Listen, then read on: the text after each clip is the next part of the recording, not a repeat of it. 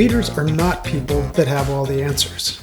In fact, we have an entirely different name for people who have all the answers or think they have all the answers. It starts with an A, ends with an E. I think you get the point. None of us has a crystal ball. Leadership isn't about predicting everything that's going to happen in the future. You can't do that. It's about helping people deal with the situation even when the future is uncertain or unclear. Now, isn't that when people need your leadership the most? Now, whenever I'm working with new leaders and emerging leaders, the greatest fear usually isn't that they don't know something. It's they're afraid other people might think they don't know. I know for most of the people that I work with, and I've certainly had this experience myself, this fear pushes us into three very bad choices. We might pretend to be more certain than we really are. Or the opposite, we might say or do nothing until we have all the answers, or we think we do. Worst of all, we're tempted to dump every concern, every possibility on the shoulders of our team. The plain fact is that silence doesn't create calm, not most of the time. It creates a vacuum. And people fill that vacuum with rumors and fear and imagination. The monster's always bigger in the closet. We've got to open the door and let some light in. Confidence is not absolute certainty, not true confidence anyway. Confidence is the ability to say, hey, here's what I know. I might not have all the answers, but I know that together we can work through this. Confidence is also being able to trust the people around you, especially if they have more experience and knowledge than you do. Along with being transparent about what you don't know, you also have to be open with people and say, look, here's what we're going to do right now. It's the best we can do with what we know. And when things change, I'm going to keep you in the loop. I'm going to update you. And then make sure you follow through on that promise. So listen, I know this is hard, but do your best not to base your confidence on surety of an outcome. That's another place where certainty can get us into a lot of trouble. True confidence, and I learned this through my life in martial arts, true confidence is based on training and preparation. I don't know what the outcome is going to be. I don't know if I'm going to win or lose. But I do know that I've trained, that I'm prepared to be in this fight, that I'm prepared to meet this challenge. And if I'm not, I know I can learn what I need to. I can develop the skills and talents. I can discover skills and talents. That's why uncertainty is such a special place for opportunity. It all comes down to this.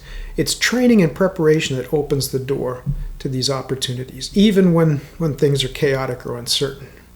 And it's that training and preparation that gives you the confidence to know, win or lose, you're ready to face whatever's in front of you.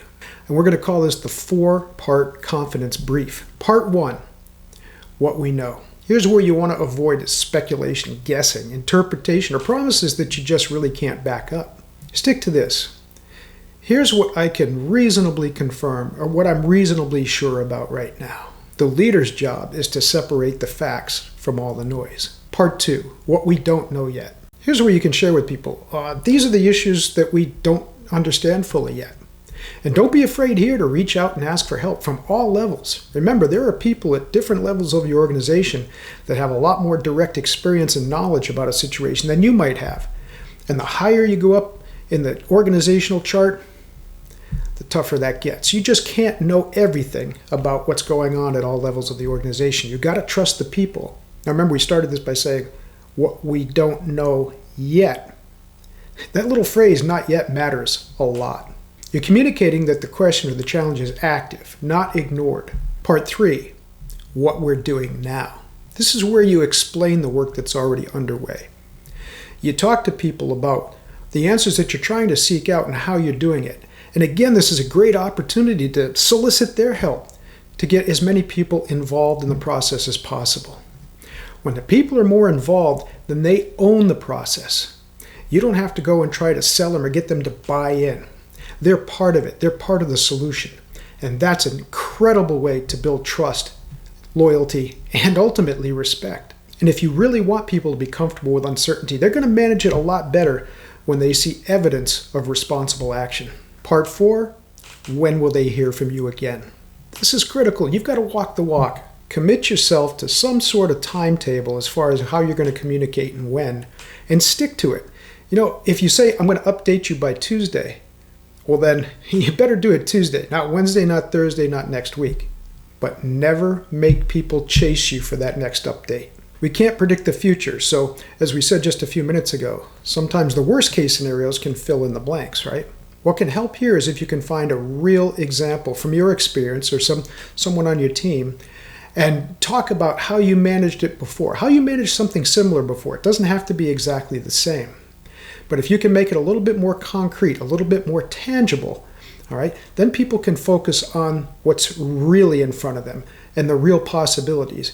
And it's kind of a proof of performance, right? You've been there before, or you've been through something similar.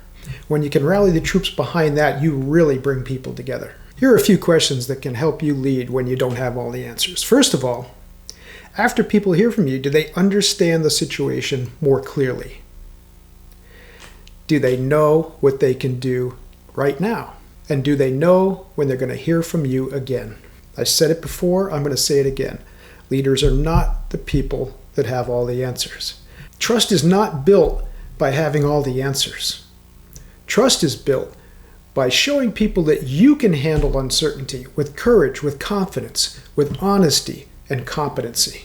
We've built this framework and a lot more into our leadership field guides. And there's one specific to this situation: how to lead when you don't have all the answers. Now, the best way to get these field guides and to have access to our live leadership labs is by subscribing.